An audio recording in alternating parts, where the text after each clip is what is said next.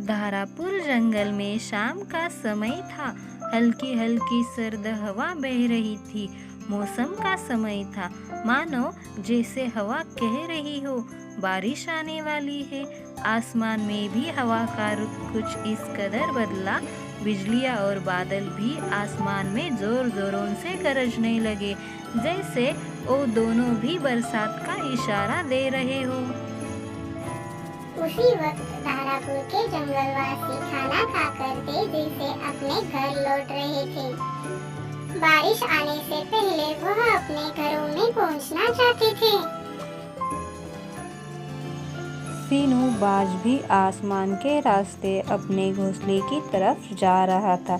वह अपने घोंसले से बहुत दूर आ चुका था, इसलिए वह जल्दी जल्दी उड़कर अपने घर जल्दी पहुंचना चाहता था। दूसरी ओर चारों भेड़िया जंगलवासियों से छुपते छुपाते धारापुर जंगल में प्रवेश कर रहे थे।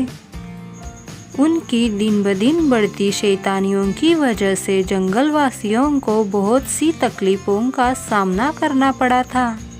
इसलिए धारापुर के राजा भीमा सिंह ने उन चारों को धारापुर से बेदखल कर दिया था। उसी का बदला लेने वो नए साल के मौके पर धारापुर के जंगल में आ गए थे। अब बिजलियां भी जोर जोरों से कड़कने लगी। तभी सीनू ने अपनी रफ्तार और तेज कर दी।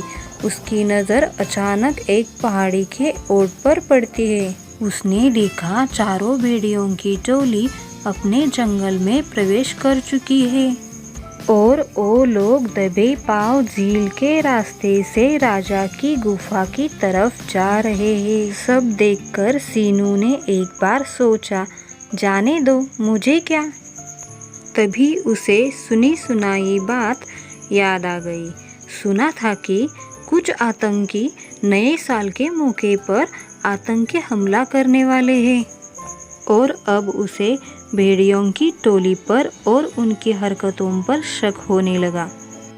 तो उसने उन चारों भेड़ियों की हरकत के बारे में पता लगाने का निश्चय किया और वह उनके पीछे पीछे एक बरगद के पेड़ के पास आ गया। अब सीनू धीरे धीरे नीचे आया और बरगद के पेड़ पर छुपकर बैठ गया और वो चारों भेड़िया भी उस बरगद के पेड़ के नीचे आकर बैठ गए। सीनू बाज तो उन चारों भेड़ियों को देख सकता था, लेकिन वो चारों उसको नहीं देख सकते थे। काले बादलों की वजह से अंधेरा होने लगा था।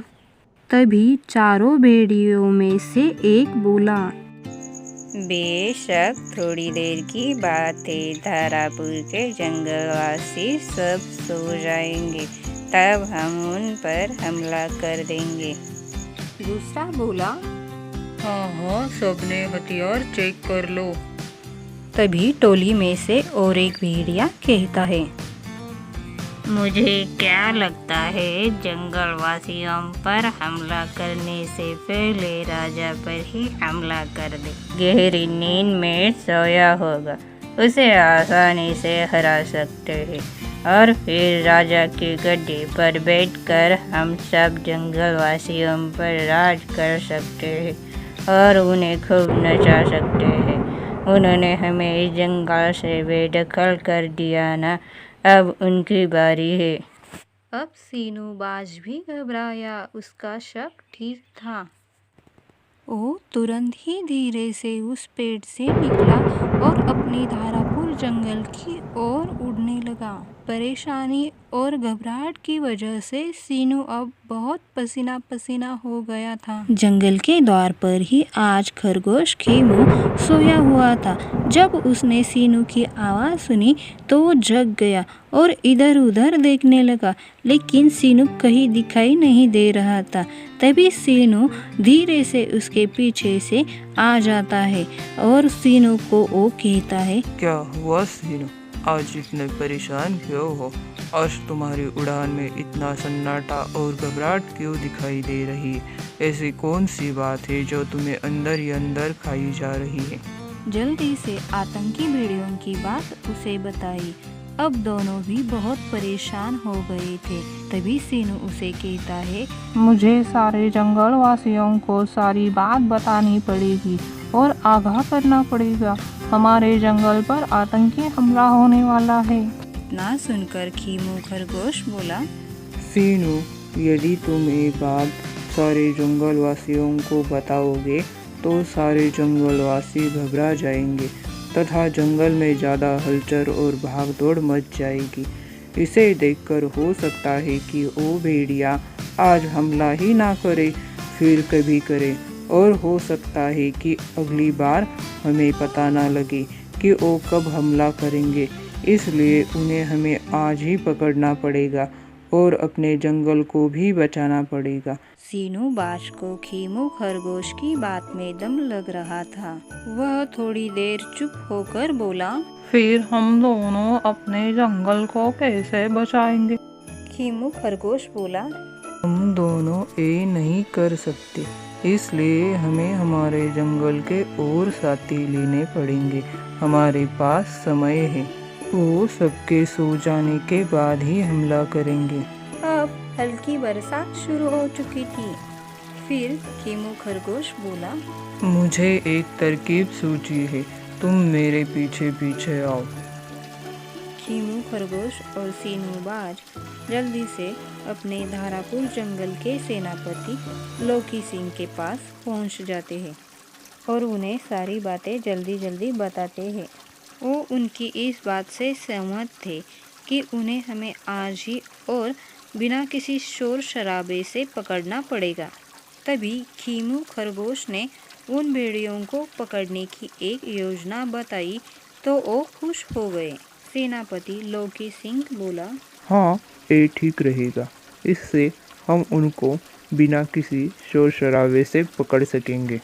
और तीनों मिलकर अब जुगनू के मोहल्ले पर पहुंच जाते हैं और जुगनू को आवाज़ लगाते हैं, खीमू खरगोश, सीनू बाज और मैं तुमसे मिलने आए हैं। तभी जुगनू उनके सामने आ जाता है। वो भी वो सारी बातें जल्दी जल्दी बताते हैं और वो चारों वहाँ से निकलकर भेड़ियों के पास चले आते हैं। दूसरे बरगद के पेड़ के पीछे खरगोश, खीमू और सेनापति लोकी सिंह छुपे हुए हैं। जुगनू भी उनके साथ ही रहता है। जब वो सब उन आतंकियों के पास पहुंच गए तो सीनू ने उन्हें रुकने का इशारा किया। अंधेरा काफ़ी हो गया था और बरसात भी तेज थी, लेकिन उन सबको दिख रहा था कि वो आतंकी वही छुपे हुए हैं। इशारा करते ही जुगनू चमकने लगते हैं और सीनू उन पर जाल फेंककर उन्हें पकड़ लेता है। सेनापति लोकी सिंह और खीमू खरगोश भी जल्दी आकर जाल को चारों तरफ से बांध लेते हैं। अब वो चारों उनके जाल के पकड़ में आ चुके थे।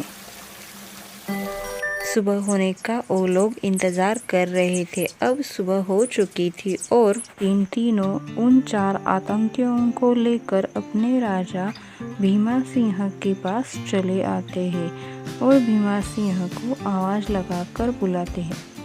राजा आने के बाद लोकी सिंह राजा को सारी हकीकत बता देता है। खीमू खरगोश और सीनू बाज ने कैसी चतुराई दिखाकर इन 4 आतंकियों को पकड़ा लिया है। राजा सीनू, खीमू और लोकी सिंह की चतुराई पर खुश होकर उन्हें इनाम देता है और उन 4 आतंकियों को कारागार में डाल देता है।